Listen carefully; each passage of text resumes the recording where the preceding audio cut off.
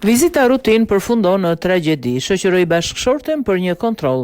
64 vjeçari vdes pasi rrëzohet në spital. Një vizitë e zakonshme në spital ka përfunduar në mënyrë tragjike në Palermo.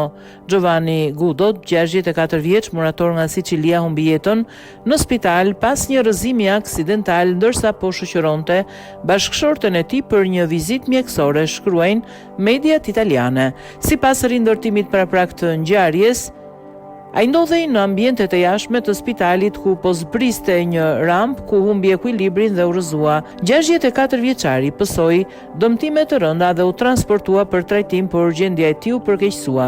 Familjarët pretendojnë se vlerësimi nga një neurokirurg është kryer vetëm pas më shumë se 9 orësh, kur situata ishte tashmë kritike. Pas një aveshtrimi në spital, 64 vjeçari ndroi jetë. Sipas mediave italiane, aksidenti ndodhi të në 13 nëntor.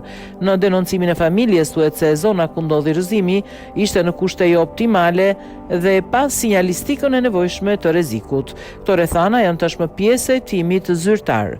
Zyra e prokurorit ka hapur një procedim penal për të zbardhur plotësisht ngjarjen dhe për të verifikuar nëse ka përgjegjësi nga ana e institucionit apo personelit shëndetësor. Ndërkohë, mbi trupin e viktimës është kryer autopsia, ndërsa rezultatet e analizave toksikologjike dhe histologjike pritet të dalin brenda 2 muajve.